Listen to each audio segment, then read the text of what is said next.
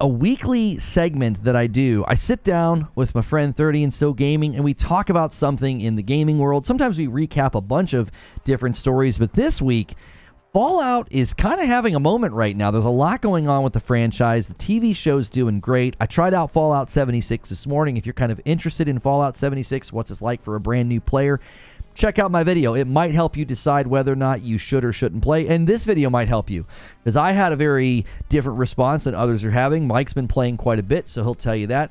So thanks for being here, Mike. Appreciate you joining me again. Yeah, man. Thanks for having me. I'm going to end the previous gameplay stream and bring people over with the redirect. And as you guys come over, do me a big, huge favor. Smash that like button. And if you're watching the past broadcast, do the same. It helps the video find more people.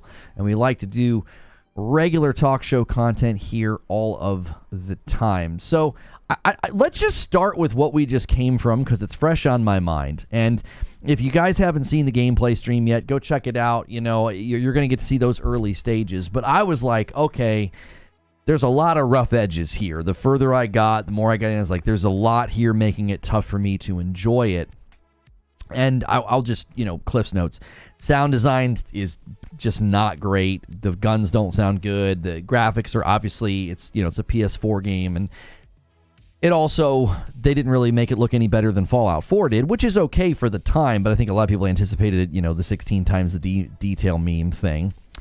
And then just the flow of the game. World felt kind of empty. Shooting felt fine. And then just that classic NPC drawn-out dialogue. I was like, yeah, this just isn't for me. I was expecting maybe a little bit more of a stripped-down experience, more streamlined, because it is this, big open-world MMO. I did like the shelter thing that I found. Like, you get to decorate your own shelter and do all of that. So you've been playing quite a bit, right? Mm-hmm. All right, so yes, I have. Yeah, give me your version then of why the game captivated you, why you're playing, because I struggled with just the lack of more modern amenities I expect in a game now, with graphic, sound, and even kind of streamlining things.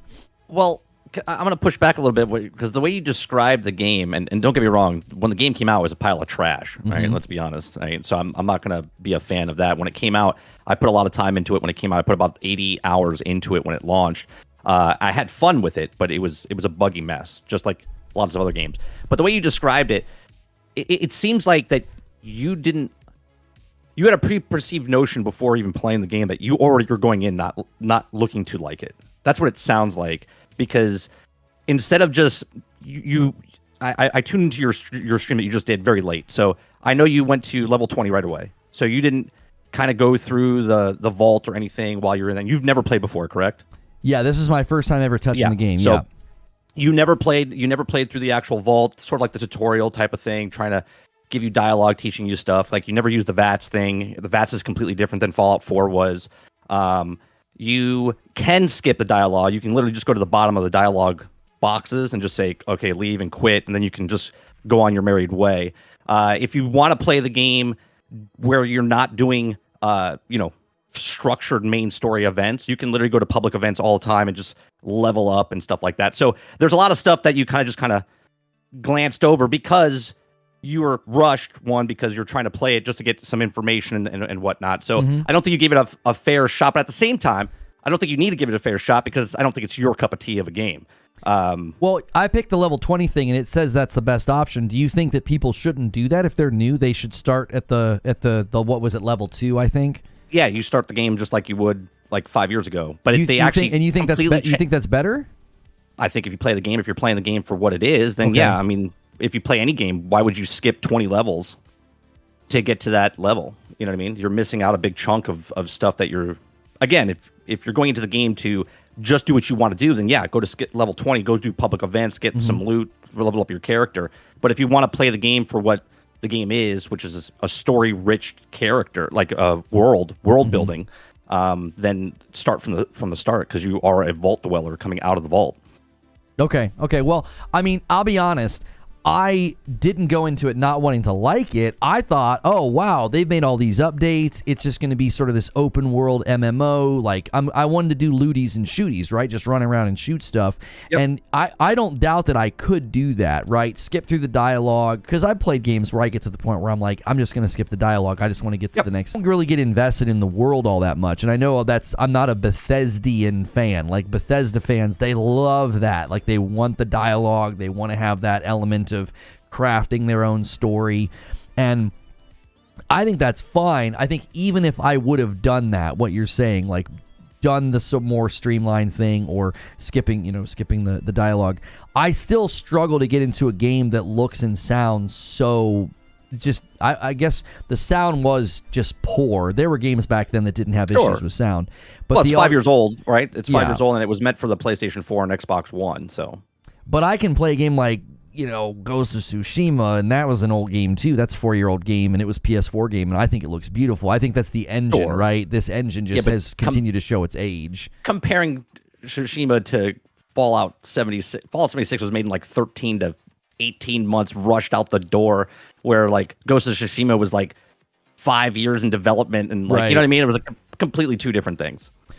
Okay, so that might help people make up their mind. They might be like, Lono wrote it off too quickly. Maybe don't pick the level 20 thing. Maybe what I'm saying will help caution some people if they're like me, like, yeah, I don't want to do that either. Or maybe, the sound design and the graphics will turn you off as well. Some people can just overlook that, and they're like, I don't care about the graphics. I'm having a good time. Like, Rise of the Ronin's combat is so good, I can overlook the fact that it also looks like a PS4 game. It's not a very great looking game. It's super inconsistent.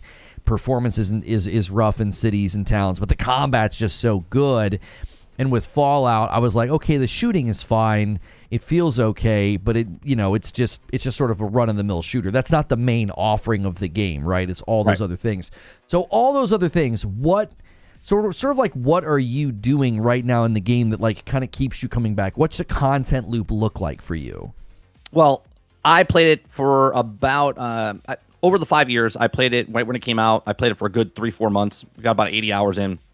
And then I stopped. And then I came back when they brought the NPCs into the game. Because when the game first came out, it's a completely different game now than it was. Like the quest line that you went on, where you went in and like where the Han Solo ghoul looking guy was, that wasn't in the game. None of that was there. That building wasn't there. That storyline wasn't there. None of those people were there. So when you came out of the vault originally, it was more of a PvP main quest overseer thing, trying to repopulate what the world is. And then 2 years later, that's when they put this stuff in, and it's a completely different. They redid the entire storyline from the vault when you come out for the overseer, and then there's other quests that you can do. So they revamped the entire thing there. So I'm a level 105 now, and so I haven't been playing constantly for 5 years. I came back in chunks, right now because of this Fallout show. I was like, you know what, man, I want to go back into 76. They're doing a new map update where they're at the bottom of the map, the south part of the map. They're putting a whole new section in there. There's gonna be more Endgame stuff, different bosses and stuff there. So that's coming in. They're like testing that out now. But the game is just, what I'm doing right now is that I do my dailies and weeklies. I go up through the scoreboard, get the they changed their scoreboard, which I'm a little upset about. They used to have like a board game type of thing, but it was very linear. And now they changed it to the Helldivers Fortnite model, where you do challenges, and then you get the tickets. And then in these tickets, you get to choose which one you want to pick. But what I don't like about Fallout 76's model is that you have to go up levels, where in Helldivers, you just have to get war bonds and spend your war bonds to go over to the next page. You know what I mean? In this one, you can't move to the next page until you go up to like level 10 or level 14 or level 20. So you have to like grind your levels, then use the tickets. So it's a little different. I don't like the new method, but that's here nor there. You could do public events. You can do there's people can drop the nukes on different sections of the map, which gives different bosses and different things. So if you're looking to farm certain enemies or get different types of resources, it changes every single time they, from when it's not nuked to when it is nuked. So that's something you can do. The end game is sort of like, when you look at people in the game that have been playing for years, they're like level 1,200, 2,200, 7,000. They've been playing for so long.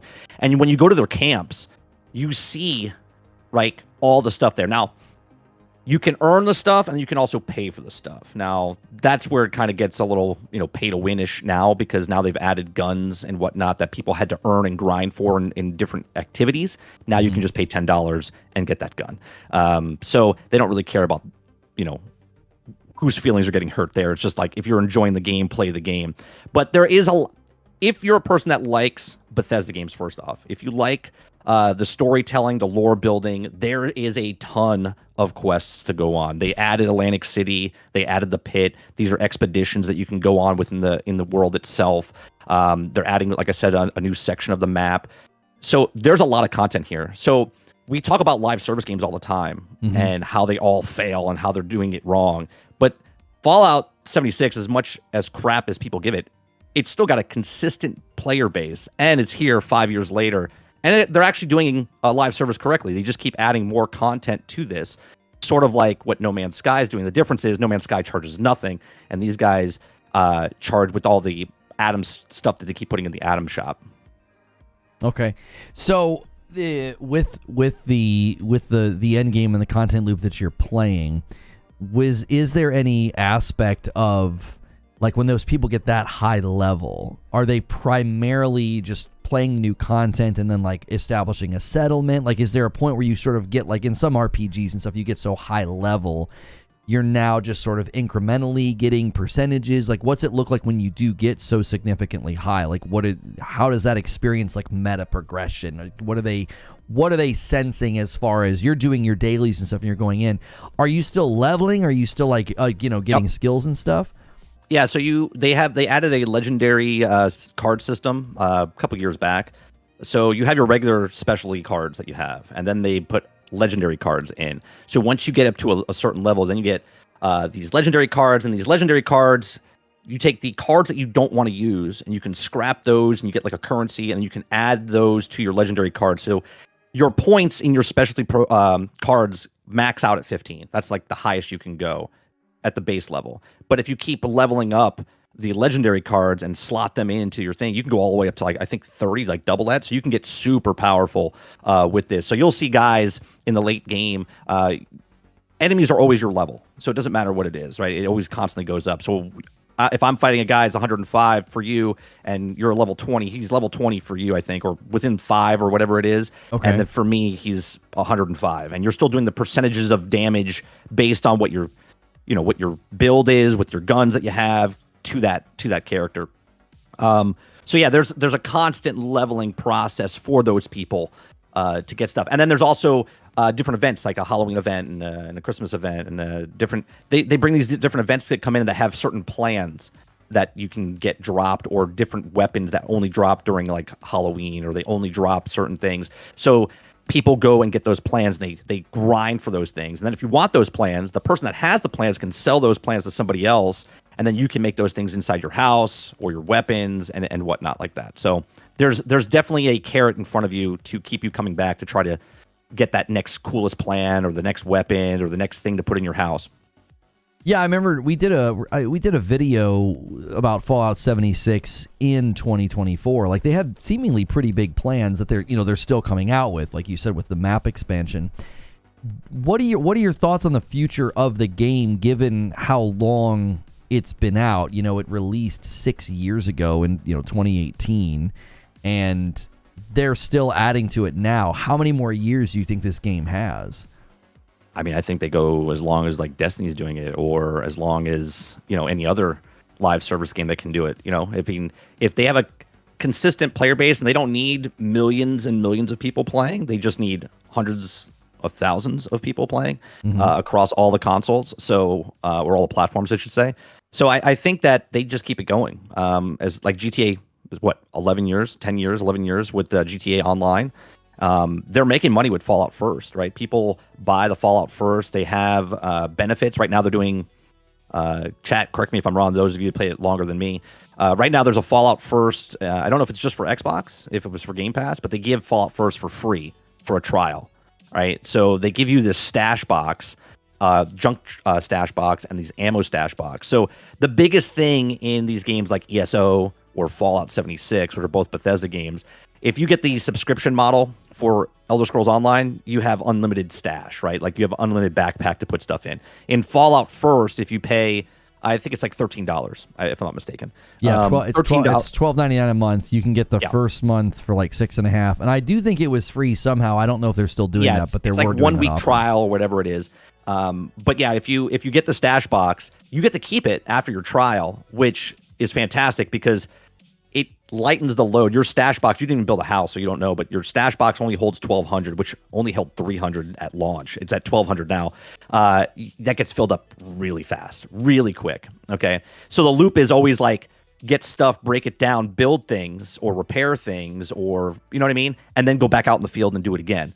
Well, now they have more stash, and if you get this Fallout First stash box, it's unlimited. You can just keep putting stuff in. So if you get the trial, you can place it down in your base camp and you can put as much stuff as you in. But once the trial's over, you can pull stuff out, but you can't put stuff in it, right? So people are like, right now, I'm everything. If it's not glued down in the creation engine, I'm like grabbing it and like junking it and putting it in the box. But here's the thing.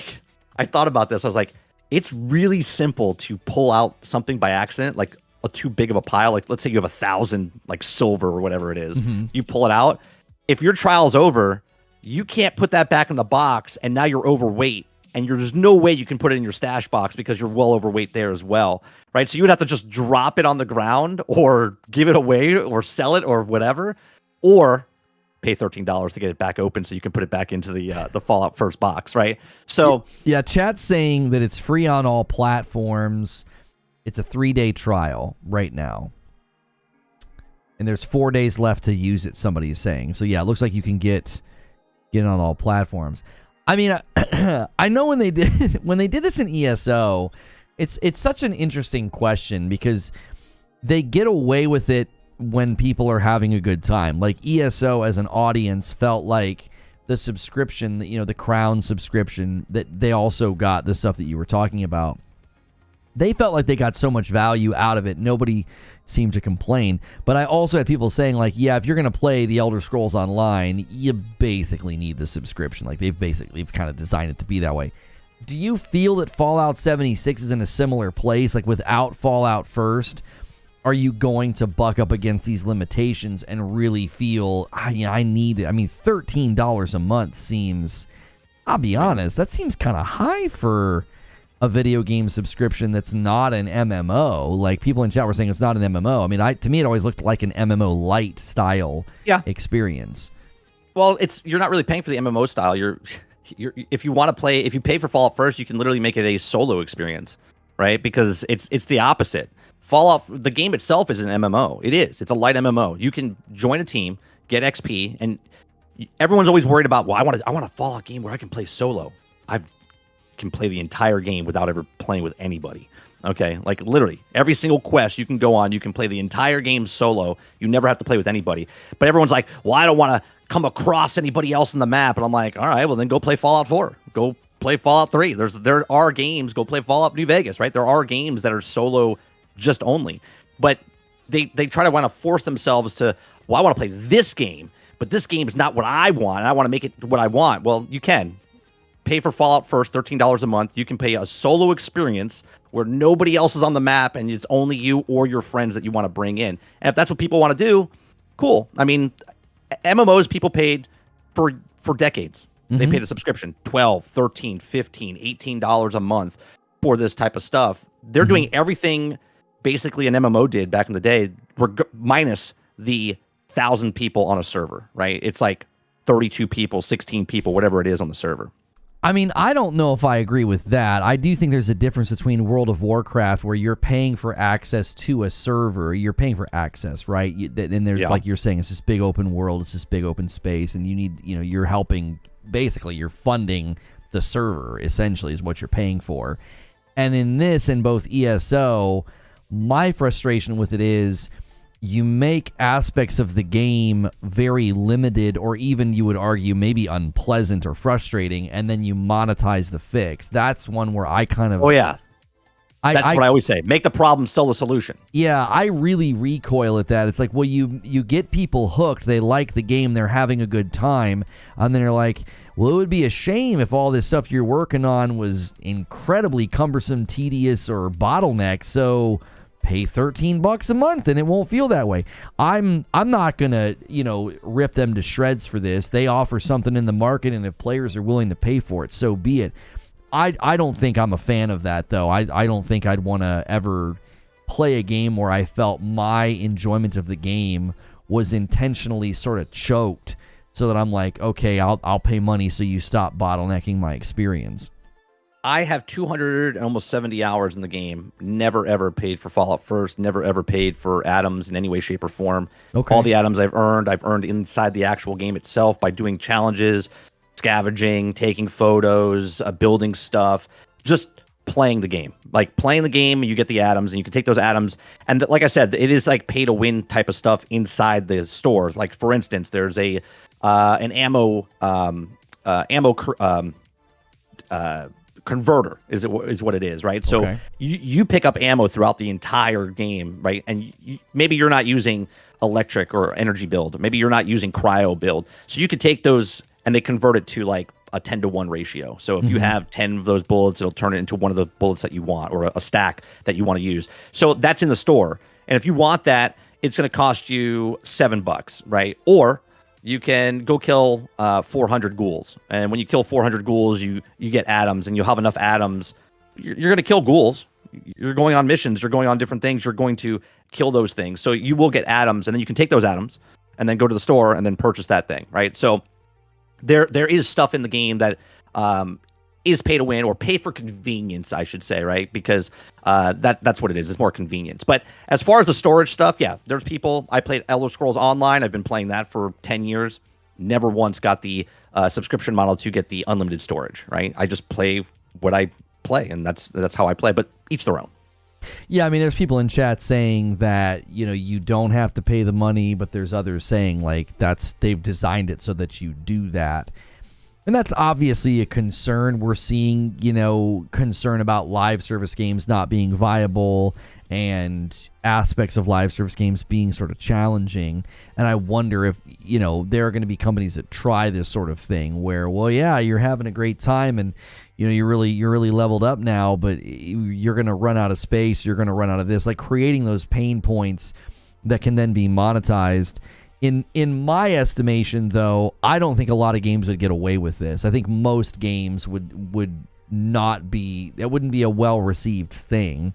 That if suddenly you were saying, in games like Destiny or The Division, hey, you can't really do any of this stuff, or these NPCs are limited, or your ability to store stuff's limited, but you can pay $10 a month and we'll give you all this.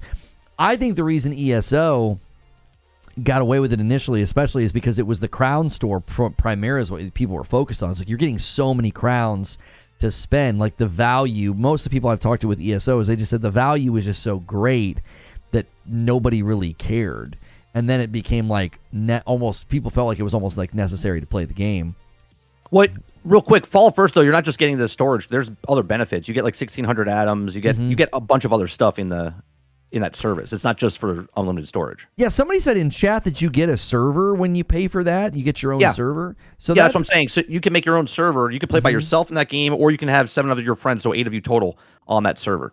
That I'm actually okay with. Like, if a game says, hey, you can pay money for your own server and like do your own custom thing, that's it's pretty remarkable that you can go into games like, Lego Fortnite and just create your own world and it's always there. The fact that that's just like totally free. So like, I'm okay with stuff like that being sort of additive. I don't like when the actual game experience or loop, the content loop, I don't like when that is in like almost like infringed upon in order for you to like pay to get out of that. So like, for paying for servers and stuff, I think that's great when games offer that as an option, because a lot of the times people do, they just want their own thing. And not every game is just going to give you that for free. It's right. Fortnite's a bit of a leviathan, and they can obviously do that knowing that you're going to buy some skins, you're going to buy some stuff in their V-Bucks store.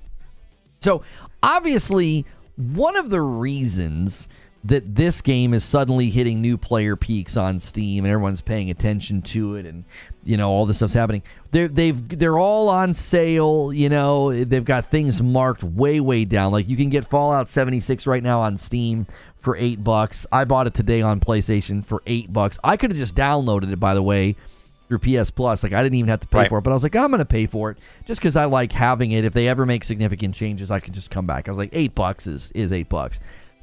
But that's coinciding with the show. Now, have you managed to watch some or all of the show? Watched all of it. Yeah. Okay. Well, no spoilers. Chat, we're not going to get into spoilers because I'm only about halfway through. And I've got to say, as far as they're very different, but as far as accuracy to the brand and the lore and the feel and the vibe, this thing is like shoulder to shoulder with The Last of Us. Now, I think The Last of Us is a very different approach at storytelling, so I don't think you can compare them that much.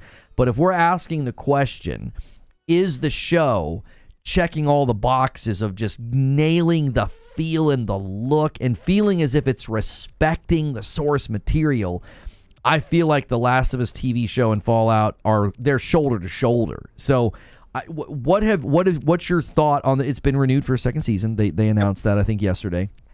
They should do 3 and 4 while they're at it. Just knock them out, right? What's your general opinion of the show? Score? Where do you rank it? We've got other shows that didn't get great treatment, like Halo, but then The Last of Us got awards and it was critically acclaimed, and Fallout seems to be headed in a similar direction.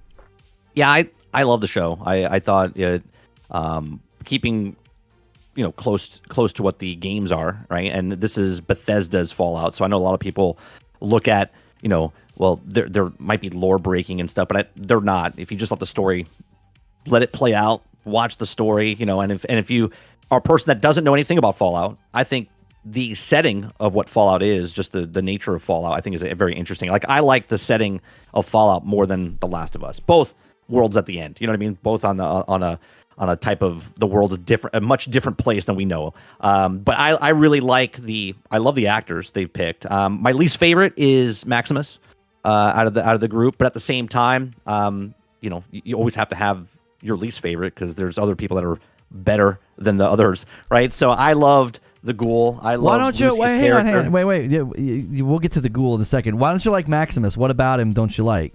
I don't know. It's just it's not more of his character. It's more of the actor playing the character. To me, he comes off. I don't know. I don't know anything about the actor himself. It feels like this is one of his first roles. It doesn't seem like he's well-rounded. His acting range is a little limited in the role that he's playing, right? I like the story of Maximus and how he's trying to become part of the Brotherhood of Steel, but in his own way, where fake it till you make it type of thing. But to me, he's the weakest link of the three main of Lucy, the Ghoul, and Maximus.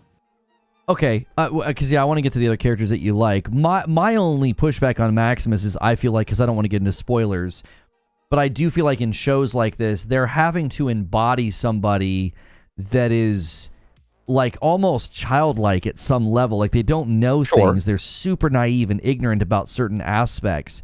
And so I feel like that's a challenge to do with a character, well. I feel like he's done a fine job, but I do wonder if like the script they gave him and like the position that the character's in and the things he has to say sometimes, I'm like, yeah, he kind of just seems almost like a child at times. And I wonder if that's more to blame than the actor. I don't feel like the actor's doing like a bad job. I just feel like the character itself is sort of like a straight man, like a square. Well, like he's kind of the nerd. Right. Well, unfortunately, because he's an actor and there's other actors in the show, the other actors are out acting him, right? And that's why he looks not as good as the rest of the characters. You know what I'm saying?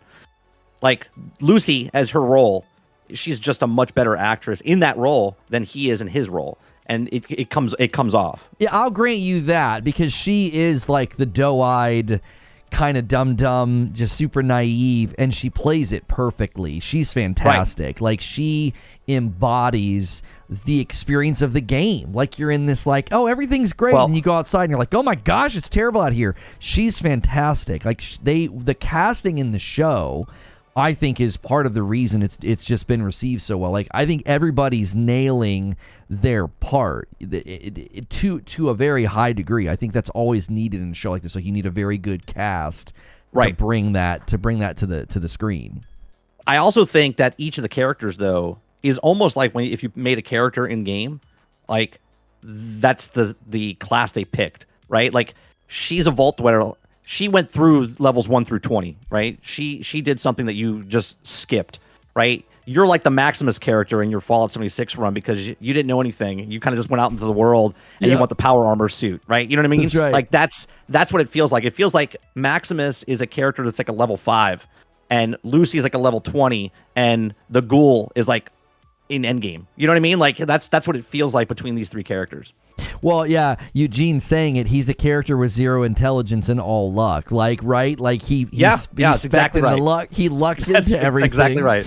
And I like that aspect of the show, though, is that there's like little hints of it being almost like a video game, right? Like the stuff that happens and the stuff that they find. Her armor at one point when she comes out and she's got like the t-shirt, but she's got like just a little bit of armor. I'm like, that's exactly like it is in the game. Like, you get like just a little bit of armor in the beginning, you know, and it's rough out here. You know, there's bugs the size of dogs out here. So I just hope they find a way, no spoilers, but I just hope they find a way. Michael Emerson was only in it for 2 episodes, and I love him. Benjamin Linus from Lost. He played Harold Finch in Person of Interest. I love Michael Emerson. He's also in Evil, and my wife and I think he's great. So I thought he brought exactly the tone of that world. Just that the guy that's sort of foreboding and intelligent, and you don't really understand, you know, why he's being so ominous, and yet he looks so, you know, just normal and nerdy. I love what he brought to the show as well. So the Ghoul, I want to talk a bit about that as well. They have absolutely perfected that look. Like, I was playing the game today and I was like, it's so good. And when they run into another one, no spoilers, but there is another Ghoul that they have an interaction with. And I loved how I'm not super into Fallout lore, so I don't know if that was artistic liberty with how they sort of established how a Ghoul could be able to talk in normal and then others that are not. Like, I don't know if that's from the games, because it is. Yep. Because I played Fallout 4. That was my first Fallout ever, and I loved it, but I didn't get into the lore and the backstory. But I loved what they did with his character and how they're developing his backstory too as a character. Is just great. Yeah, I absolutely love it, and here's my biggest complaint about Fallout the show is that I wish they went week by week. I don't want to sit. I don't want to sit and binge watch. I mean, I do, because you have to, because if everyone's watching it and you don't watch it, you go on Twitter, or you go on social media, you go into chat, someone's going to spoil something for you. So if you do yourself a favor by sitting down and watching it all. But man, I think Bethesda, I think Amazon, and I think would have all benefited better. Like, right now, the show is at its all-time. I don't want to compare it to a Game of Thrones, because Game of Thrones was phenomenal, right? This is not phenomenal yet. This is just, it's good, right? It's good. But Game of Thrones is week by week. Everyone had like parties and come to the house. We all sat down, you watched the thing, you all talked about it, all the thing, and it lasted for months, right? Yeah. Where this, it's like, boom, one day, one weekend. And I think they could have benefited. I think that Fallout 76 and Fallout 4 and all these other things could have benefited for a more longevity, because right now it's like a hot skillet. Everyone's going back and playing Fallout 76. Everyone's going back to play Fallout 4 and 3 and 1 and 2, Vegas. But that's going to be short-lived, because the show, people are going to watch it, and then it's done. And then it'll go off until you hear a hoopla of Season 2 is coming out, 2025 or whatever it is. And I feel like they missed the ball here. I always agree with this take, because this has been debated on Twitter between a couple of people. I saw them like teasing each other about, one is in favor of the week to week, the other's in favor of the binge. Eugene and I have gone back and forth on this. He's even saying if they would have gone week to week, he he would have checked out. And I'm like, I absolutely don't get that. I cannot mentally get to a place. Binge watch it at the end. You know what I mean? You can wait till the end and binge watch it. Right. Like if I don't binge watch, I risk spoilers, and that's on me. I'm supposed to uproot my life and basically be like, well, don't get on social media and carve out 9 hours to just plow through this, or you're risking spoilers. Like that's ridiculous. And then at worst, if you'd rather binge, you have to wait until the end and then binge, and then you have to avoid spoilers. But it's a lot easier for you to just watch it every week. It's not that's a lot easier than being like, if you don't want spoilers, we're so integrated with social and with tech. I'm supposed to disconnect from that until I carve out in my busy schedule 8 hours to binge watch a show. I agree with you that week to week creates a communal aspect. People are theorizing. They're getting on Reddit and Twitter. They're tracking the Easter eggs. Oh, I didn't see that. They go back and they rewatch an episode. It creates a water cooler moment in the digital world. And I think we're just absolutely missing out on that when we let people binge. If the people that are going to be like, well, I'm not going to watch it if I can't binge, bull. If the show is good and has good reviews, there's almost none of you that are going to be able to hold out and not watch when a show's getting this much praise week to week. Yeah, I just feel like they chop the legs out from the kneecap down for this, because if it went week by week, then Fallout 76 would be getting talked about more. Fallout 4, when it comes out next week, April 25th or 26th, when it comes out for the update, whatever they're doing, right? That would be talked more about if every week there was another episode coming out. And I'm obviously, I get like people that want to watch it. I'm talking from a business standpoint, right? The business, the company itself cut their own knees out from underneath them doing this. And maybe it's because it didn't have, maybe they weren't convinced that their show was going to do good. I don't know. But you would think I always say, make a game, sell a game, right? Make a movie, sell that movie.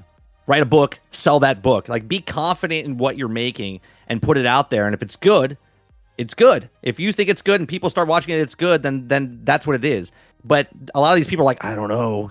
We need that watch time. We need that million watch time. And then it'll be a nice header. Million people watched the game, or 10 million people, or 10 million hours watched of Fallout. But that in the short run is nice. But in the long run, they could have made more money through Amazon Prime. They could have made more money with, keeping this going. And I hate that. I hate it, especially working in the industry.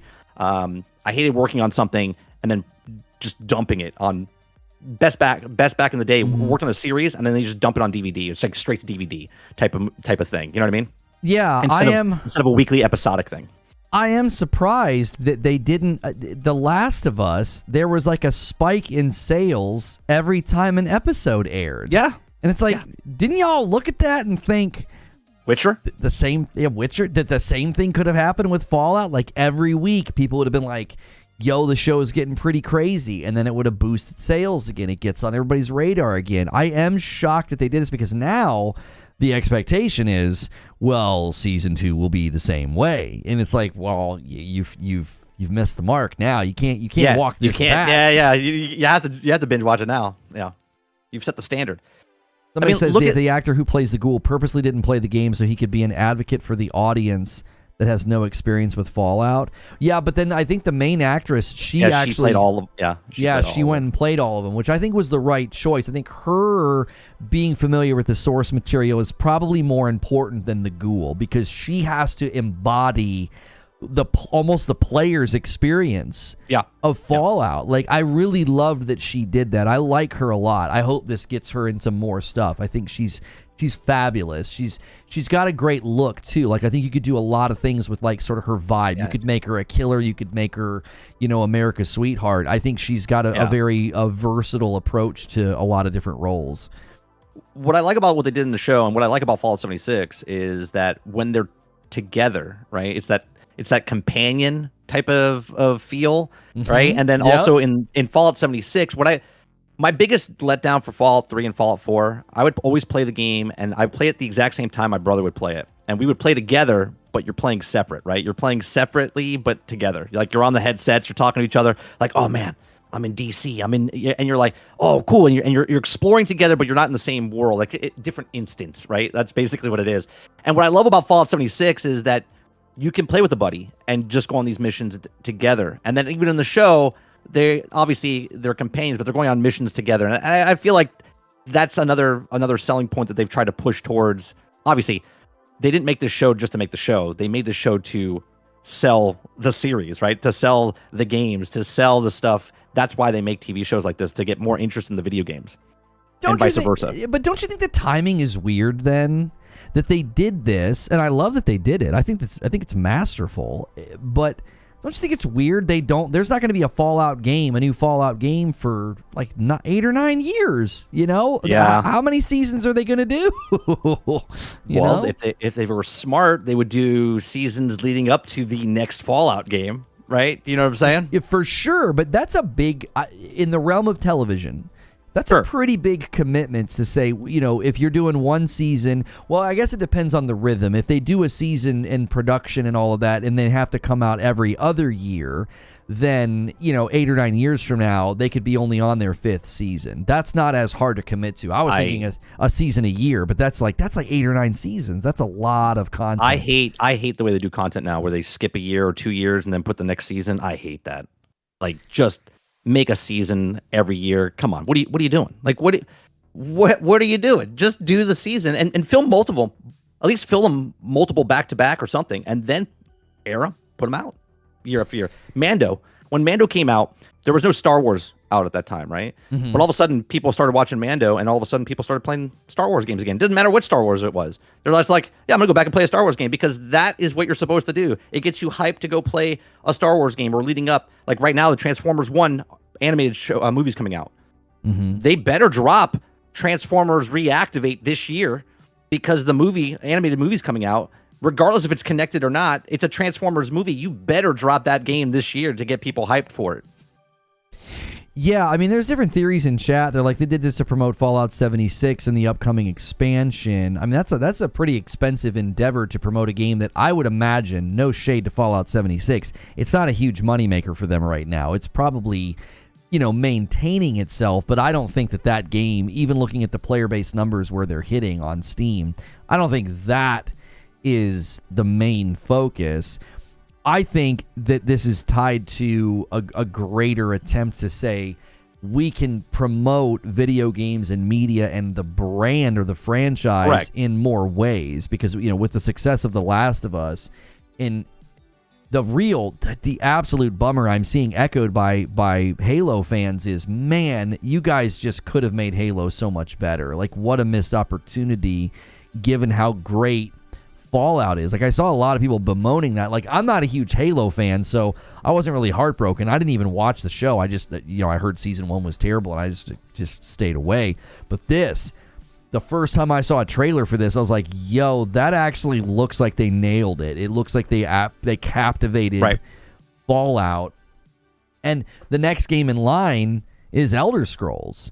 So, you know, again, I find the timing to be a little bit weird, but the good news is, you know, they're already renewed for a second season. I don't know what the turnaround time will be on that, but the hope would be that this show can run its course, and maybe they end with a big crescendo movie or something, and then, you know, Fallout 5 is ready to come. Because sure, I when I'm playing Fallout today and I'm looking at the UI and I'm looking at what they could do, like, the game just has a vibe, what they could do with the modern, next-gen, just all the way polished up, big, huge Fallout could be absolutely incredible. It really could. I think that I would like that more. I mean, Starfield, in essence, was almost like a Fallout 5. It was very, very much at its core, the internal workings. It was Fallout. It was just in outer space. Maybe they're connected. Maybe that's why we're in space now, because... I mean, I have my own theory as to that was what the birth of Starfield was that, okay, let's leave the vaults behind. It got so bad they had to leave the Earth, and then they were like, well, that won't feel like Fallout, so they decided to name it Starfield. Right. Like, if there was ever a documentary on Starfield, that wouldn't surprise me at all if, like, that was sort of the thought birth of, let's go to outer space, because... And the reason you wouldn't call it Fallout is it wouldn't have that vibe anymore of the seedy, just destroyed world and vaults to go in and the Pip-Boy. I think that'd be hard to sell in like a futuristic outer space RPG. And so, so on that token, there's this update coming to Fallout 4. Is that going to pull you away from 76? Like, do you see yourself maybe checking this out, this update that they're pushing out? Yeah, I would like to see it on the next gen console and with the updates that they've done. I'm definitely going to check back in. I don't know if I'm going to play it because, like I said, the best thing for me about Fallout 76 is that I can play with buds. And where Fallout 4, great game, but it's a single player game, and I'm kind of like sort of like you're past the dialogue and you don't want to play that type of game anymore. I'm kind of done playing Fallout by myself. I really like Fallout 76 where I can play with friends. Yeah, and I mean, they posted a blog. They said Fallout 4 upgrades are coming to next-gen consoles, so they're going to release a free Fallout 4 update for download on the Series X and S and the PlayStation 5. It includes native applications for the PS5 and the Series X and S, performance mode and quality mode settings, as well as stability improvements and fixes, experience up to 60 FPS, and increased resolutions. Now, updates for PC players are going to be a little bit, slightly different here. They're going to have widescreen and ultra-widescreen support, fixes to the creation kit. The players with PC versions of Fallout 4 on Steam, Microsoft Store, and GOG will receive stability mods and bugs fixes. So, it says here, alongside with this exciting update, Fallout 4 will be available for purchase in the Epic Games Store and will also be Steam Deck verified. Now, there's even more content, though, and this is so interesting. This is very interesting to me that they're doing this. They're doing the show, and they're going to add all this. So, they have even more content coming. It says, including the following free Creation Club items. So, Enclave remnants like skins, a weapon, armor. There's going to be a weapon pack, a Halloween workshop.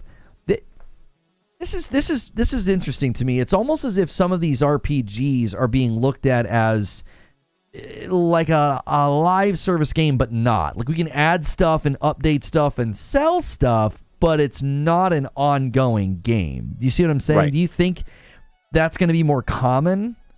Well, I think obviously people already own the game. And they're like, well, it's been out for so long. Why don't we update it to get people to come back and play? I mean, because that's the end goal, right? To make a purchase. And if you're not making a purchase because you already own the game, then they want you to maybe get something from the creation engine, right, or creation shop, right?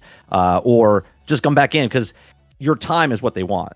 Because if your time is in there playing their game, and this goes for any game out there, if your time is in their game, then you're not playing another game. So there's that small chance that you're going to spend a microtransaction or something along the lines to get you to come back into their ecosystem, right? So I'm excited. You know what I'm excited for? Have you ever looked up the Fallout London mod for Fallout 4? That apparently has been delayed because they're like, well, all this stuff that Bethesda's going to do might break what we're doing. Correct. It's a mod that was by 200 fans that love Fallout so much they made this. It's amazing looking. It's bigger than basically Fallout 4 by itself. Okay. Wow. And Fallout 4, because all of a sudden they're pushing it out, because this was supposed to come out last year, but they pushed it to this year. Why? Because of the Fallout TV show, right? So they have every right to do that. And because these modders were supposed to drop theirs on the 23rd, I think, because based in the game of St. George Day, it happens on April 23rd, so they wanted to release it at the exact same time. But now they have to wait because now Bethesda's going to drop it in and they go, oh, this is going to break everything that we worked on. So we don't know how long it's going to take. So they made an indefinite delay because they just have to wait to see what it's going to break.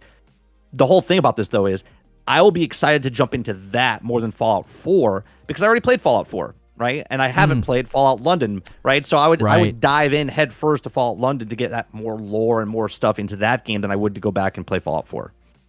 Yeah, I tend to agree with you that they're throwing stuff like in here just to kind of see how consumers will respond. People in chat are kind of echoing that, like Derek's saying. The answer is, will this create sales? Will this create people spending money?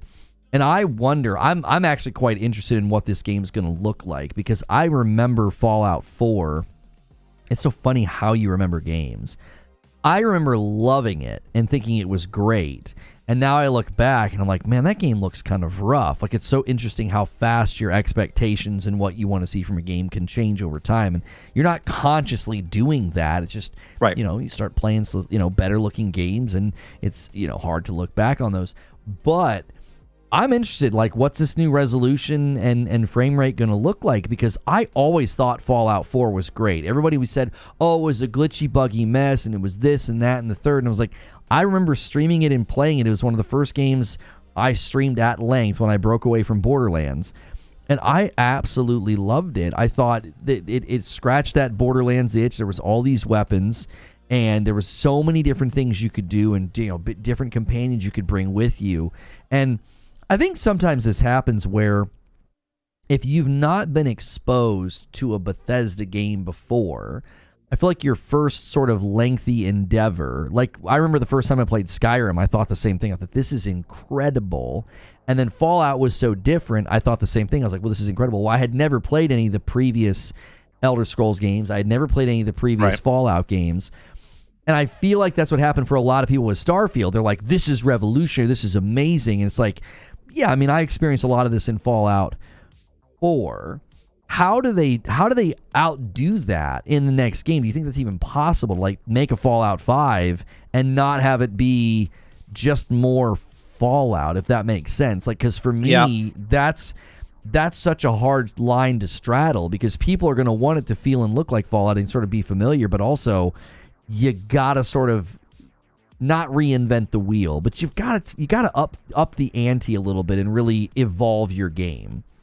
Well, you're talking about graphic wise, but people don't really play the Fallout games for graphic intensity, right? They play it for the rich lore that's in the game. So what makes a Fallout game is the different locations and the lore and the story behind that location of, like, what happened, why did it get to this point, right? So there's a lot of moments inside the game. Division and Division 2 do this, right? Like, you walk into a location and it looks so beautiful. Like, the level design in Division is just amazing looking, right? Can you imagine a Fallout game looking like what Division does? You know what I mean? Like, that's what you're talking about, right? But it tells the story, like the landscape of what you're shooting a gun in, with the trash bags as tall, with body bags everywhere. You see a skeleton in, like, one chair, holding a beer. Like, what's the story behind that guy? Like, what happened to him, right? That's what Fallout is, right? It's that world building of what's going on. Or they'll put, like, a teddy bear. And I know this means nothing to a lot of people that are playing these games, but they'll put, like, a teddy bear in a chair, lawn chair. You're like, well, who did that? Did a raider come by and did this? Like, what's the scenario that happened in this section of this town, in DC, in Pittsburgh, in Atlantic City, in New Vegas? So I think if they make a Fallout 5 game, if they graphically, I guess they would have to, if they keep the creation engine, obviously I think they would have to, or make another engine do what the creation engine can do, they would have to put it in a new location, right? They would have to put it in a new location, or maybe an existing location that they go back to, like what Grand Theft Auto's doing with going back to Miami. Maybe they go back to New Vegas, right? And maybe they go back to that, but updated graphics. Maybe they just remaster,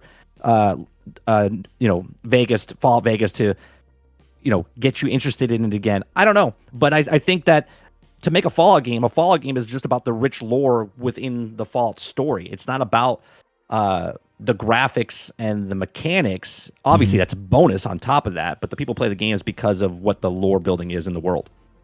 I mean, I wasn't just thinking about the graphics. I was also thinking one of the reasons I was so critical of Starfield is so many of the systems were just wholesale lifted from Fallout. It was like, this isn't really anything new or revolutionary. And new mechanics, that's what I'm saying, yeah. Right. I think the graphics are, to me, becoming less important than art style and performance. Like, if you nail the art style, like No Rest for the Wicked is a great example of just really dope art style. But then performance, it's got to run well. And I think for everything you just described, the thing they're going to want to avoid with the next Elder Scrolls and a Fallout 5 is they're going to want to avoid that idea of, like, well, bigger is better, and they rely less on handcrafted environments, because I think what you're describing is what so many people didn't want to see in Starfield was, well, where's all the handcrafted stuff? You're talking about coming upon a location that what somebody in chat said, took time to do environmental storytelling, where you can kind of piece together what has happened.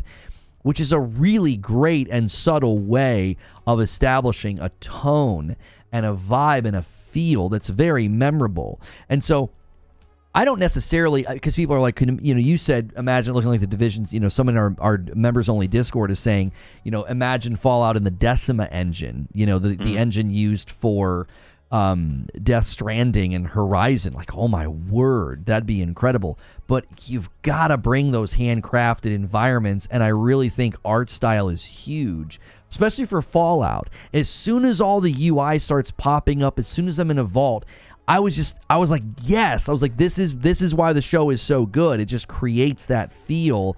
And even today when I booted up Fallout 76, I think my favorite part was just at that beginning, just walking around and seeing the posters and, talking to the robots and picking stuff up. They've got to nail that. Like, I don't necessarily want them to abandon that for, photorealism or, oh, well, the world is so much bigger. Well, if it's not handcrafted and if it doesn't have that feel, I think that's going to be a pretty significant mistake.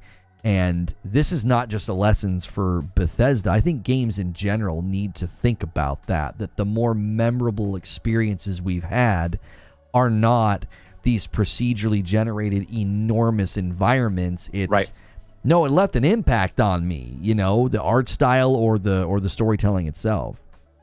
Real quick in chat, Chris F says the last thing that Bethesda Game Studios wants is to touch New Vegas. Well, you got to remember, when that was out last time, they were two separate studios that worked on the project, but now they're all under one umbrella, right? They're all under Microsoft. So if Obsidian wanted to make a next Fallout New Vegas, either remaster or the next rendition of it, they can, because they're all under the same umbrella now. So it doesn't really matter what Bethesda wants, because Microsoft pays both their salaries. This is true. Well, I mean, in this realm, there's Fallout 76, there's Fallout 4, there's a TV show. I think it's great to see a Fallout game. Shelter. You forgot about Fallout Shelter. Fallout Shelter. Yeah, I can't. I get the most those popular Fallout game that they've ever created. Oh, I know. And what's funny is that I remember when they announced that, nobody cared. And I don't mean nobody cared like they weren't interested in playing. It didn't upset people, is what I mean. Like you would think like people would be angry, like, I can't believe you're doing this. It was like nobody got upset, nobody cared that they did this. They were like, what? A Fallout game on my phone? Like, it was really, that was an interesting thing to me that was celebrated and then was so popular, because that's got to be a pretty big risk when you take your famous property and you put it on a mobile phone. You can really tick your fans off by doing that. And it's been a roaring 9 success. years, almost 10 years it's been out. Really? I remember when that got announced. It came out right before Fallout 4. It came out in 2015. Wow. It launched at E3. Todd Howard came on stage and said, "This is our mobile game and you can play it right now." Right? And to this day, when I streamed on Twitch, okay, I've never had this many people watch me play a game before, ever. I had 1,600 people watch me play Fallout Shelter. 1,600 on Twitch. Why aren't you a full-time Fallout Shelter streamer? What happened? I was playing it on my iPad that I hooked up a cable into my capture card, and everyone was like, "Oh, wow, what is this?" Because it wasn't on console. It wasn't on anything. It was just on mobile. Right, and most people didn't know how to capture an iPad or an iPhone. You had to have that adapter, the HDMI adapter. Yeah.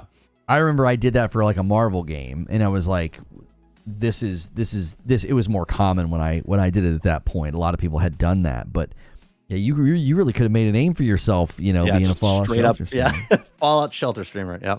Are they still doing updates to that game? Are they still adding stuff to it? Yeah. They literally just added the characters from the show.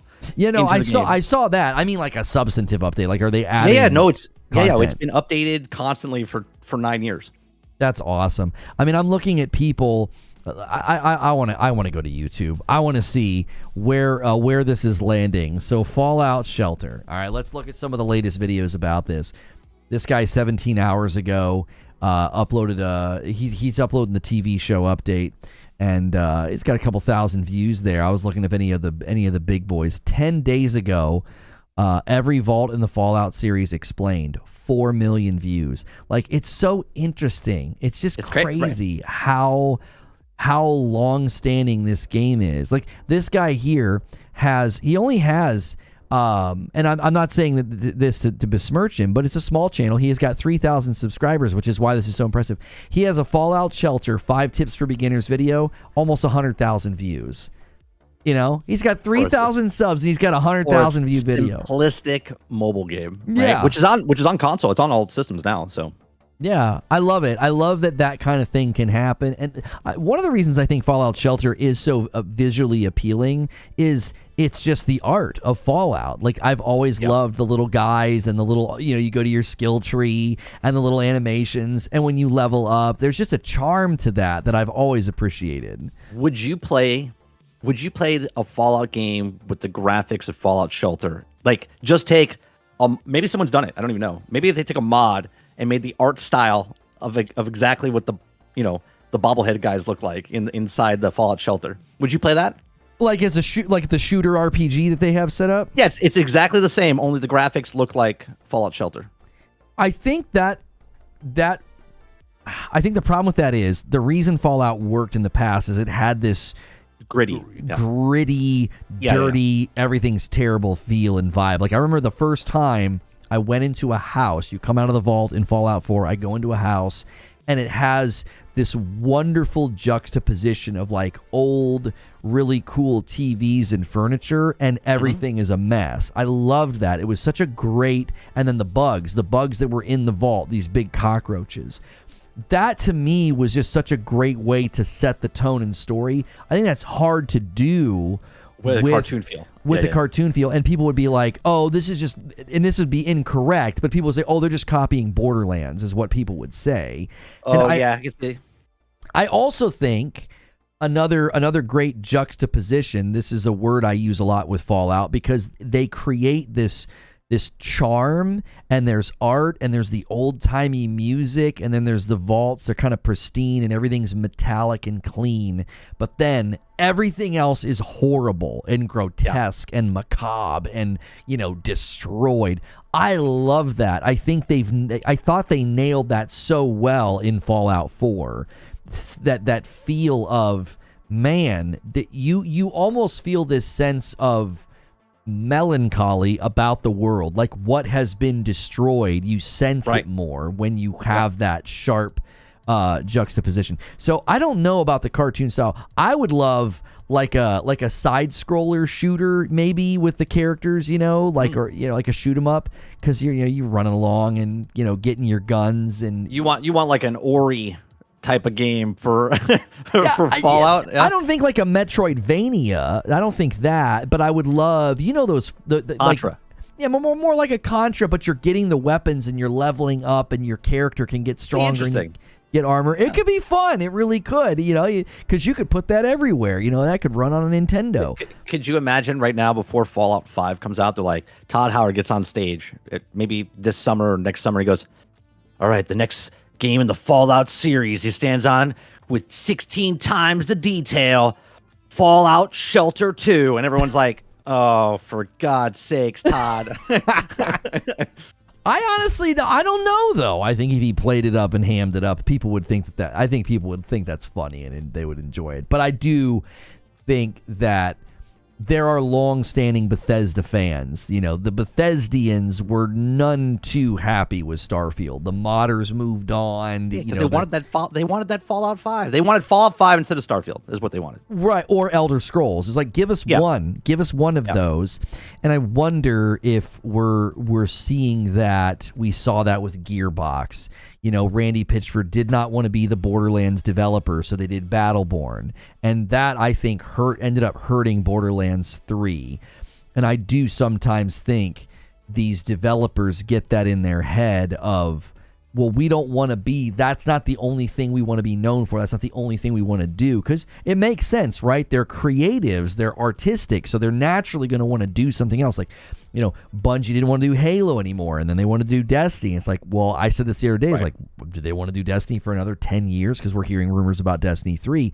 So I do think that's normal for a developer to say, well, we want to try something completely new and different. And I think that's essentially what they were trying to do with Starfield. And gamers tend to talk out of both sides of their mouth. They're like, it's just another sequel, just another this, and we want something new. And then, companies try to do something new.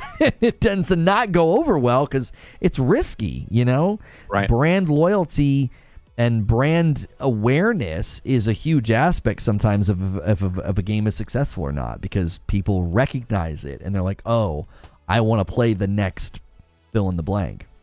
Do you think because of the landscape of video games the way it is, where they're all looking for that live service game, and Fallout 76 is that live service game, do you think that the next Fallout 5 is more of a live service game? And when I say this, I mean like more like a Grand Theft Auto 5 than a straight up live service game, where the single player game for Fallout 5 is there. You can play that single player game, but then the add-on for the online, maybe it's not Fallout 76 because this is a prequel, right? 76 is a prequel to all the other games. Do you think Fallout 5 has that online game mode to keep that going for the future? Or same with either Elder Scrolls 6, right? Do they make a single player large game and then add that live service element to the tail end of it? I would say that would be a pretty significant mistake if they tried to make Fallout 5 live service. I think that would be largely rejected by the fans. It was like, this is not what... Even if they get that single-player game on top of it. Well, what I was going to say is, what if what they're doing right now in Fallout 4 is a bit of an experiment? I've continued to say that I believe Assassin's Creed Valhalla has disrupted the industry very subtly and underneath the surface. It's not visible right now, but I've continued to say keep adding to it. AC Valhalla changed things, because now people are saying we build these huge, massive worlds, and it takes a really long time. Why would we abandon that? Why wouldn't we do more in there? So maybe this update to Fallout 4 is a bit of an experiment to say, how would players react to an Elder Scrolls or a Fallout 5 that's not live service? We're not going to battle pass it up and live event it up. We're going to be adding content episodically, rhythmically. I've continued to say that the future of live service games is to get away from player funnel model and get to a content focused model, because really what they're looking for is ongoing monetization to subsidize and support the studio as well as the next project.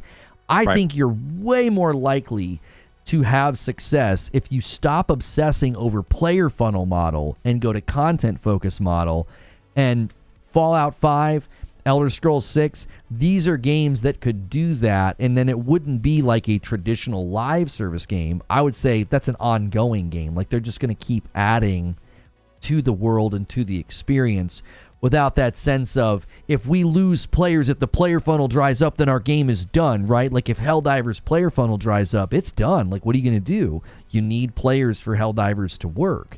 Right. I keep thinking that's the next iteration and evolution of the ongoing game that can be successful, because it's a symbiotic relationship between the consumer and the developer, and I just don't think the funnel model is sustainable. There's only so many hours in a day, and there's only so many players, and so many of them are already playing nothing but Fortnite and Call of Duty. Yeah, that stat that came out 2 weeks ago, about 6 games are dominating the entire industry. Yeah, I look at it. I think if you look at what Bethesda's doing right now, what do they have? I mean, they're adding to Fallout 4. They have Fallout 76, and Starfield's a single player game, right? Yeah, they have the Shattered Space. Is that what it's called? Yep. Yeah, coming out later this year. But what do they got? Elder Scrolls 6 is not coming out anytime soon. Fallout 5 is not coming out anytime soon.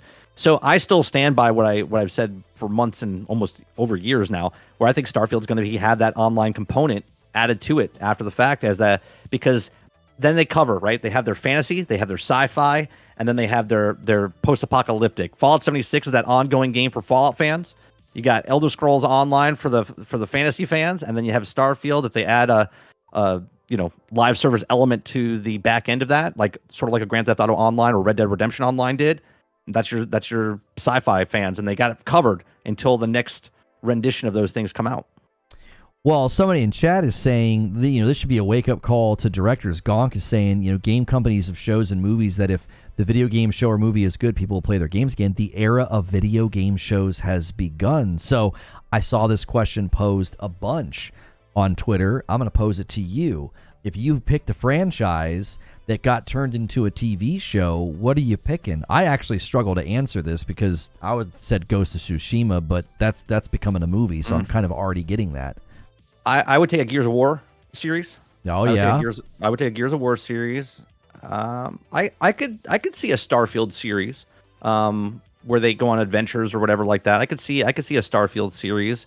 Hell, I think they're working on a God of War series, aren't they? I could see a God of War series as well. Yeah. There's a lot of things they could do. There's rumors that I think they're doing a Horizon, something with Horizon Zero Dawn as well, I believe. And all they got to do, stick to the source material. It's already there. Like it's set for you, because you got to remember, we as gamers know what the story is, but the television group doesn't know anything about those things. So if you do stay close to the source material and just, you could tell different stories. Just stay close to what the world building is for those games. I think there's a ton of games that you can do. Hell, I'll take a Metroid. I'll take an animated Metroid series, right? I'll take that. Yeah. They've done Castlevania and stuff like that. They've done a really good job with some of these adaptations of games. I think one of the easiest ones to do that could be killer, and maybe even get like someone like Kevin Costner involved, is Red Dead Redemption, because just so easy to nail. Great cowboy western. Oh my word, they could nail it. And if you get like Kevin Costner involved, like he has a lot of experience doing westerns, I think he's a great director.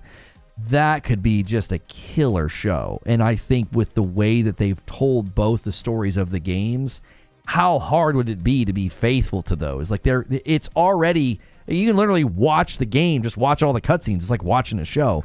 So that's one that I think would be very easy to turn into a stellar TV show. Uncharted was okay film. I don't think they did a very good job with the Uncharted series or movie with Tom Holland. I don't know. I just feel like I don't think Tom fit that role. I think Marky Mark would have fit the role better than Tom Holland. I don't know how you do an Uncharted movie and not just have everybody say this is Indiana Jones. Like that's kind of the problem. That's the problem. Yeah. You know what I'm saying? It's like, come on, like it's just Indiana Jones. Like and I know they did the Tomb Raider movie. I still think they need to reboot Tomb Raider and have Lauren Cohen be Lara Croft. I think she's a superior Lara Croft. She literally looks and sounds like her. But I think that works. Like Tomb Raider as a brand is, I think, better than like for a TV show or movie. I think it's better. Like Uncharted just ends up feeling like Indiana Jones ripoff, which it's not, because it's just a fantastic game. But you put it into a movie form. That's what people are going to say. People are saying Stellar Blade. Yeah, for sure. I wonder why people would want that to be a show. You know what would be a great series, and you can have this series run for 10 years. Mass Effect. Mass Effect would be a wonderful. I mean, it's a wonderful game. Yeah. But you put that into like a mini series. You put that on like an HBO or Amazon or whatever. Man, I would watch that week by week, and then I would binge watch it once it's all done. I think I never saw the Assassin's Creed movie because it did so poorly.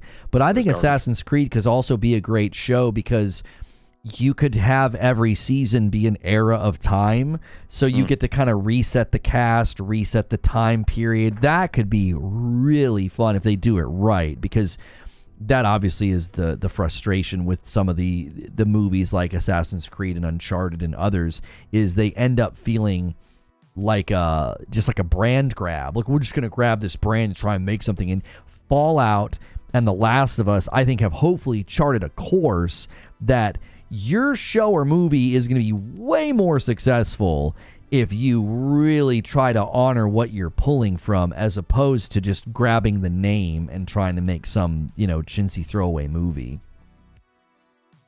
Wouldn't Mass Effect just run like Star Trek? No. I mean, sure, they're both in space, and I guess they both have ships and crews. I guess I see the comparison, but no, they're completely different. I mean, come on. There's a lot of a lot of famous science fiction shows that went on for a very, very long time. There was Battlestar Galactica. There was all of the different versions of Star Trek. Firefly, rest in peace, Firefly. Oh, Sven says they are making a Mass Effect series. They are. I haven't heard it. There was The Expanse. Hush, hush. So a Mass Effect series could crush. I think it could do great. Yeah, Stargate. Like I think a Mass Effect show could be its own very unique approach, to sci-fi and be awesome. And I think and all of the people historically that have watched The Expanse or Star Trek, they would eat it up. Like if they do, see that's the thing you got to do with a show like Mass Effect. It needs to be great sci-fi, but also be great Mass Effect, and then you get both. You get all those people that love Star Trek and The Expanse and Battlestar. You get all of those people, to come in. Then you also get the people who love Mass Effect. Yeah, there's this is what they're going to, right? Just like they do with the comic books to make into films. This is exactly what they're going to do to make them TV shows and movies. They're going to start dipping into the pot of video game franchises. I also love shows over movies because you get a lot more time to spend. Yep. Like I know Netflix has the rights to Narnia right now. And I'm like, please do shows. Every book is a season because then you have 8 hours to work your way through that book, and it's like the kids' age, so you don't have to worry about that. Like the books skip a lot of time. You don't have to worry about, what if, because child actors are always tough because then they all of a sudden, like when you're watching Stranger Things, you're like, they aren't kids anymore. Right. they're adults running around pretending to be kids. He's 13. He doesn't look 13. Yeah. They're as tall as all of the adults. I always thought they could always do, and this is what I wanted this to happen with. Did you ever watch Smallville back in the day? Yes. Okay. I wanted Smallville to the end of Smallville was the Superman movie. Like I wanted him to become Superman. Like I wanted him to go into that Superman role. I always think, especially with movies like this, like if they do Fallout, they do a Fallout TV series and then they make a movie, right? It's like the culmination of what that season 1 was with a big. So this year you have a series, next year you have the movie. The following year you have season 2, then you have the following year after that another movie. I don't know why studios don't do this type of stuff because they would make so much more fans and also more business sense because people will be like, wait a minute, there's a series before the movie. Marvel tried to do this, but the problem with Disney Plus, with the like WandaVision and all that other stuff, it's just too much. There's so many shows that you have to watch, and then they don't go back and touch any of it for the film. They're just like it's a throwaway line. It's like, oh, you murdered everyone in the town. That's not a big deal. We're just gonna move on to the next thing. It's like, what? It's like that's not what you wouldn't do that, right? So I think if they do it correctly, if they make a Fallout series like they did, make a movie, make a 2-hour film to kind of like give more, and then go into season 2, give it continuation. Somebody said they're surprised I didn't say Returnal. Returnal would make an amazing movie. It would. Not a series? It would not make for a good series because you need to encase the story. The idea of being stuck in the cycle, the idea of finding her own dead bodies, and the special effects they could use in the shooting. I don't think that makes for a good series because it's primarily her. Like it's Celine, right, and there's nobody else around. So kind of like how they did with Moon, with Sam Rockwell, that's a great movie, by the way, if you want to see a movie kind of in that realm of just the what in the heck's going on. Moon was fantastic, and Sam Rockwell is not he's not in enough. I love him. I'd put him in more movies. He's in that movie and in Matchstick Men. He's fabulous. Oh, that was a good role. Yeah. So I think Returnal would make for a really, really good movie, not necessarily a show. Sci-fi Groundhog Day a little bit. Yeah, a little bit. Which, if you haven't played Returnal, oh my gosh, play Returnal. It's on PC and it's on PlayStation 5, and it is a fabulous rogue. And it also has co-op, and it also has the Tower of Sisyphus content. It's a really great game. I never thought about it that way. It's a sci-fi Groundhog's Day. That's good. Yeah, that's really what rogues are, right? It's like, well, yeah, no, I know. I love Groundhog's Day. It's a great movie. Got to do it again. Yeah, my wife and I have been playing Gunfire Reborn. Too many words here, ghosts and guns and everything else. Gunfire Reborn, because RoboQuest is this amazing shooter rogue. So good. Great game. And it's so fun co-op. So my son was playing it. I was like, oh, I wish I could play that with my wife, but it's on Xbox and it's on PC, and I don't want to put a PC in the living room to try to play. So I was like, well, everybody talked about Gunfire Reborn being a really good rogue as well. Very, very Borderlands-esque is all, in feel and vibe. And so we got that on PS5. And we have been playing the heck out of it. It is really, really fun. And just that is such a great Zubair calls it bite-sized gaming. That's why I think rogues are so fun, because we can do one run and then we're done for the night. Yeah, that's why. Is that on all consoles or just on PlayStation? I believe it's on all. Yeah. I'll have to give it. What's it called? Gunfire Reborn. I believe it's on all platforms. I believe it's like on Steam. I don't know about Switch. Fairly certain it's on every platform, and it is. I don't think you can do split screen co-op, but you can do online co-op is how we do it, obviously. Right. Is it on Game Pass? Well, there you go. That's easy. If it's on Game Pass, yeah, check. My wife and I might play that tonight for you guys, for the members. You guys hit the goal, so we are going to do the 2 controllers Ghost of Tsushima stream. We'll let you watch us do some duels, but we're going to show you some Gunfire Reborn tonight. It's really, really fun. We're getting stronger, and you unlock different characters. That's another thing I really like about it, is when you unlock a character, they have a very distinct feel. I unlocked the guy. It's like the first guy you can unlock after the main starter. Does it feel like RoboQuest? It feels like similar. It feels similar to RoboQuest, yes, but the weapons. No, yeah, it's actually very similar to RoboQuest, because the weapons have a lot of identity, and you get familiar with the weapons. You're like, which ones you like. My character right now can basically gunzerk, like from Borderlands 2. I can pull out 2 weapons. So I know the weapons that I want, and the other night I told my wife, I looked at the perks and what I had, I was like, babe, my build is busted right now. I'm going to melt bosses. And I did. I was just shredding. It was so fun. Like, it was, when you get that nice combination of perks and you're like, oh, my build is really strong. Yeah, it's a fun game. So I'm gonna play this with my son this weekend. That looks good. Yeah, give it a try. At first she was like, wait, why are we back at the beginning? She was like, what are we doing? And I was like, she didn't understand that it was a rogue. But now she's into it, so we'll be playing and she'll be combing over the weapons, and she knows what to look for. Like, she knows what she likes and what she doesn't like. So that, I love when that happens, like when somebody catches the vision of a rogue, because I didn't like them for the longest time. But when you're married and you got like an hour to kill, it's perfect. It's like one run, we get as far as we can, and we usually die within 45 minutes to an hour or so. And then one run, and there's meta progression, you're leveling up skill trees, and it's a good time. And we'll be playing that tonight for you guys. Yeah, a lot of people like Risk of Rain too. I didn't like that one as much. Someone asked me if I wanted to play that, and I was like, it didn't really interest me. I like the art style of this one, Gunfire Reborn. Yeah. Gunfire Reborn predates RoboQuest, I believe, and I remember always wanting to play it because I was like, oh, it kind of has a Borderlands vibe. And Rogues, the thing I wish with Returnal, because you can play that co-op, I wish you could save co-op. Like, I can save a checkpoint in that. Like, I can be like, oh, I made it to Biome 2, I'm going to come back tomorrow. But you can't do that co-op, which is an enormous bummer, because like my wife and I, there's no way we're going to do a multi-biome run in an evening. It's just too difficult. It takes too long.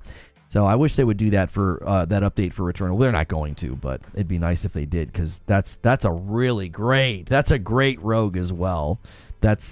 Returnal is the rogue that got me into rogues, if I'm honest. I put in like 30 hours on RoboQuest. Like I got into it and I was like, man, this is good. This feels. And my son is the one that introduced me to it. He's like, hey, I think there's a game that you would like. I was like, well, what is it? And he's like, it's this Robo. And I played it and I was like, oh, this is good. He's like, and he's watching me. He's like, do you like it? And I'm like, yeah, it's actually got pretty good bones to it. And he's like, okay. He's like, you want to play together? I was like, yeah, let's do it. And we just kept playing over and over and over. And next thing I know, 32 hours later, I'm inside the game. I have all the things leveled up, all the characters unlocked. I liked it. I liked it a lot. I got to the I played that. I got introduced to it when I was at Thanksgiving with my nephews, and we every time we could play, we were all playing together. Like, well, 2 of us obviously, because it's just 2-player co-op. Did you beat the boss who like fills the room with bullets? Like, it's like they're coming from all angles. It's crazy. There is that the one with the is that the snake, or is that the one that you're jumping on the platform going up? I remember there's a couple different bosses. There's a guy that I jumped into a room and had to like run around in like a spiral or whatever, and just guns were like going everywhere. That might have been it, because I think there was like a platforming aspect to it. But he did this thing where like I was like, I don't even know what we're supposed to do. He just filled the room with bullets. Like, we just died. It was fun though. We had a good time with it. Yeah, there's a lot of good little boss fights and little hidden things too. Like, you can find little hidden like give the swimwear to the guy underneath the waterfall or whatever. Yeah. There's a whole bunch of stuff that you can find and do. Did you do the one where you grab the buddy bot and you got to take him to the next area to get through the door? Like he opens the door for you? No, I didn't do that because there's also things that you have to do where there's guys, you have to have a certain amount of, I don't know what it collects a couple things, but you have to get through the board under a certain amount of time to get to that checkpoint, and then that door will open, and if that door opens, then you can get I've never done it. You got to go really fast, and then there's the code on the wall. Yeah, I got the code. And and it's different every time. They're real smart about that. Like it's different every time, so you got to write it down. Yeah. I missed it by 3 seconds to do the timer one. I was like, I never went back and did it. I did that a couple of times with my nephews. Like we went fast enough. And Brotato's getting an update. It's gonna have co-op. Brotato's really fun. Brotato. Yeah, I played that. Addicted to that too. There's a co-op update coming. Like I'm going to play that one with my son. It's such a fun new maps, game. Right? A new area. I think it is. New area, enemies, weapons, new characters, and co-op. I don't know when that's happening. I'm going to look that up really quickly. Isn't it funny when you play games like that? And you're like, yeah, it's good, and then we're so nitpicky to the other games. Like we're like Starfield's graphics are just so. But meanwhile, we're like, yeah, Brotato, awesome game. it's like we correlate like free or cheaper games to like what the standards are for those games compared to the AAA games, and we just Brotato, Abyssal Terrors, and Loco Co-op. That's the DLC called. It's called Abyssal Terrors. It's coming in the summer, is what it says right now. We don't have an official release co-op date. Brotator. Yeah, you gotta have friends. It looks so fun, dude. Four player couch co-op. It's 4-player co-op. Yeah, that's gonna be wild. I'll play that with. You know what I'm gonna have to do. I'm going to have to get Xbox controllers. I only have one right now because all the other ones got stick drift. I'm going to have to get some stinking Xbox controllers because that's only on Xbox right now. And that's why they did it, so they can make more peripheral sales. They got me. They're going to get me to get more controllers. These son of a... Oh, man. Brotato wasn't touted as going to redefine the gaming landscape. This is true. The developers from Brotato didn't say their game was going to be like generational defining. Yeah. No, I'm just saying in general. I'm not... I love how I said that. Now everyone's like on it. Oh, well, they lied to us about the solar system. It's like the game's got literally space with 1,000 planets, and Brotator, you're on one map with boundaries, by the way. Right? And we're like, yeah, it's fine. It's fine. Oh, my gosh. Guys, I am going to set up the VIP stream. If you are a member, or luckily you were enough to get a gifted member, you might get some more. We're really close to the next milestone of 75, and I'll gift 5 more. If you did that, you can tune in tonight at 8 p.m. Eastern and watch my wife and I. We hang out and talk for a couple hours, and then we're going to do something fun in Tsushima, and then we're going to show you, we're going to play some Gunfire Reborn for you guys. It's going to be a blast. All members can come to that. We're going to go to a VIP stream. It's the one thing you have to upgrade for. Once a week, I do a VIP stream. While I'm setting that up, Mike, where can they find you, and what are you doing right now with your content? So you can find me over on 30NSG. I stream Monday through Thursday from 10 o'clock in the morning until about noon Eastern. We just cover conversations of news stories, reaction videos. Come on by. We have conversation. One on whoever's in the chat, go back and forth with conversation. We do uploads. We do live streams. We do gameplay. We do podcasts. I've been doing shorts. I've been dabbling in the shorts. I had one go almost 7,000 views. I'm very, very impressed with that one.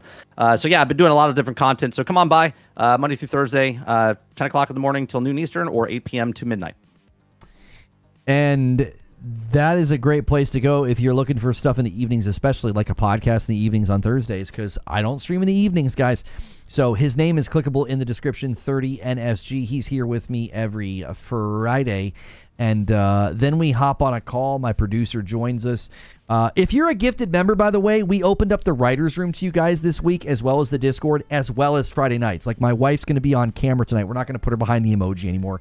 We're just saying, look, a member is a member. So I hope I see a bunch of you here tonight. It's going to be a blast. And the gunfire gameplay is going to be worth it. That we have a lot of fun. She talks a lot of smack to me when we play games like that. Like I'm not pulling my own weight. So I'm going to provide you guys with a link of where we're headed, and if you're a VIP, you can join us. If not, I hope to see you tonight. I hope a bunch of you members decide to come and hang out tonight. If not, if we don't see you tonight, we'll obviously see you next week on Monday. I'm going to be doing a show, I believe, about Starfield on Monday, and then Kirk and I will be talking about Stellar Blade. So Monday is already booked, and it should be a blast. Before we get out of here, though, guys, smash that like button. I need about 30 more of you to give it a smackaroony, and that'll definitely help this video find more folks, even when I'm not live.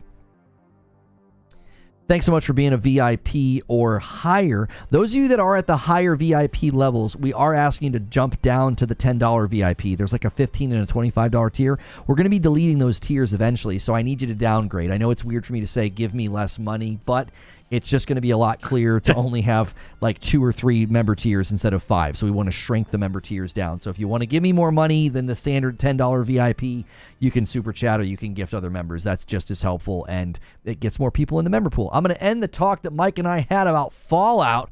Well, Fallout's kind of having a moment.